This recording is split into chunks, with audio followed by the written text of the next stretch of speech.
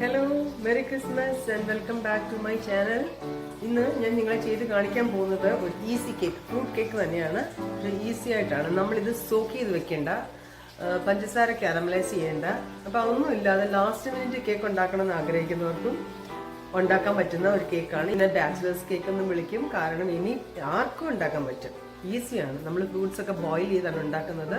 പക്ഷേ ടേസ്റ്റിനകത്ത് യാതൊരു കോംപ്രമൈസും ഇല്ലാത്ത നല്ല ടേസ്റ്റി ആയിട്ടുള്ള മറ്റുള്ള ഫ്രൂട്ട്സ് കേക്കിന്റെ പോലെ തന്നെ ടേസ്റ്റുള്ള ഒരു കേക്കാണ്. അപ്പോൾ എങ്ങനെയൊക്കെയാ ഉണ്ടാക്കുന്നതെന്ന് നോക്കാം.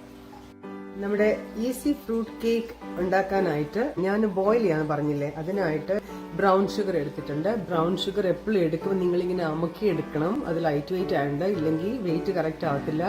കപ്പ് സൈസ് പറയുമ്പോൾ 1 കപ്പിന്റെ കണക്ക് പറയുമ്പം കപ്പിൽ അമർത്തി എടുക്കണം.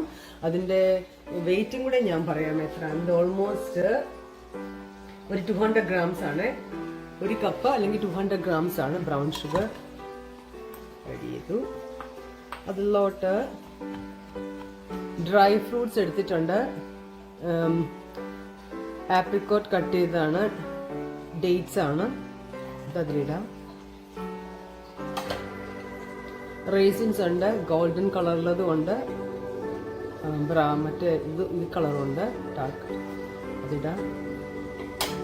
പിന്നെ കറൻസ് എടുത്തിട്ടുണ്ട്, കറൻസ് ഇടാം. ജിഞ്ചർ പീൽ ഇത് ഇടാം.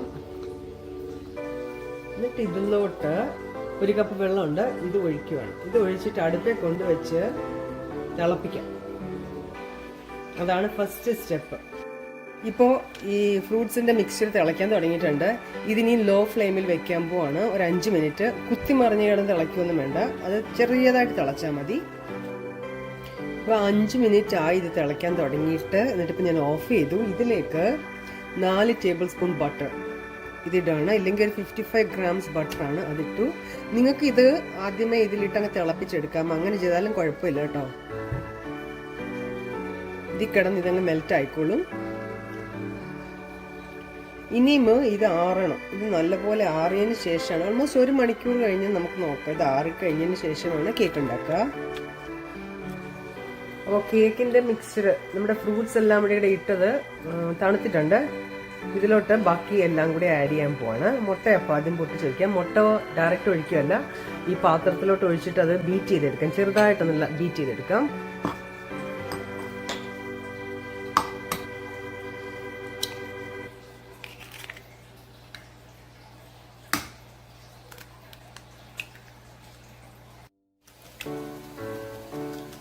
ജസ്റ്റ് ഒരു ബീറ്റർ, ഒരു തവിയൊക്കെ വെച്ചിട്ട് എളുപ്പം ഉണ്ടാക്കാൻ പറ്റുന്നൊരു കേക്കാണിത്.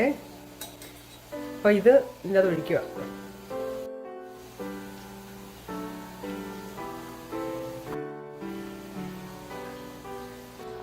മുട്ട നന്നായിട്ട് യോജിപ്പിച്ചു.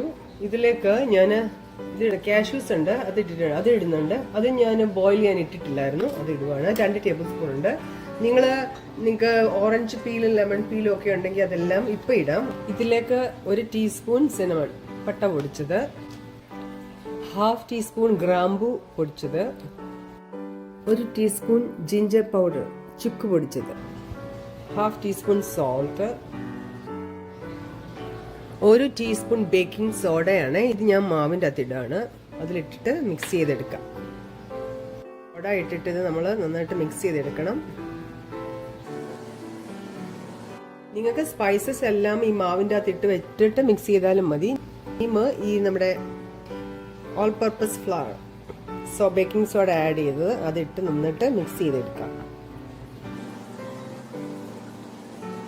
1 ടീസ്പൂൺ വെനില എക്സ്ട്രാക്ട്,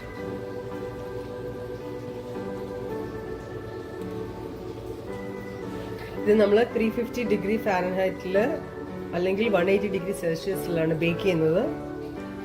അപ്പോൾ ഞാൻ അവൻ ചൂടാവാൻ ഇട്ടിട്ടുണ്ട്. ഇതിനെയും ബേക്കിംഗ് ഡിഷിലേക്ക് മാറ്റാം. ബട്ടർ തേച്ച് വെച്ച ഒരു പാനിലേക്ക് ഇത് ഒഴിക്കാൻ പോവാണ്.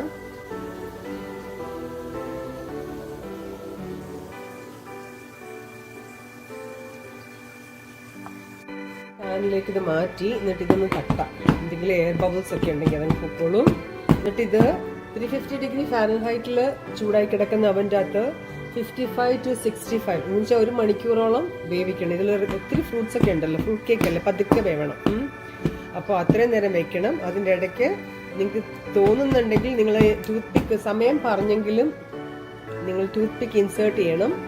എന്നിട്ട് നോക്കണം വെന്തോന്ന്. അപ്പോൾ ഇത് ബേക്ക് ചെയ്യാൻ വെക്കാം.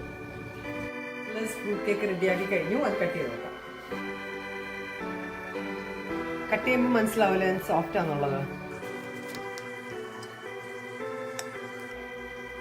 ഉണ്ടോ? സോക്ക് ചെയ്ത് വെക്കേണ്ട, ഒന്നും ചെയ്യേണ്ട. കളറും ഉണ്ട്, ഡാർക്ക് ബ്രൗൺ ഷുഗർ ഉപയോഗിച്ച കളറിന് വേണ്ടിയാണ്. ഇത് കണ്ടില്ലേ? അപ്പോൾ നമ്മൾ ഫ്രൂട്ട്സ് സോക്ക് ചെയ്ത് വെക്കുന്നതിനേക്കാളും നല്ല കേക്കാണിത്. കണ്ടോ? നല്ല സോഫ്റ്റ് ഒരു കേക്കാണ്.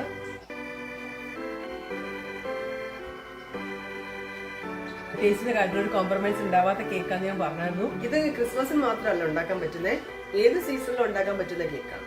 ക്രിസ്മസിന് വേണ്ടി വെയിറ്റ് ഒന്നും വേണ്ട. കേക്ക് കഴിക്കണം തോന്നുമ്പോൾ ഓടിപ്പോയി ഉണ്ടാക്കാൻ പറ്റുന്ന കേക്കാണിത്.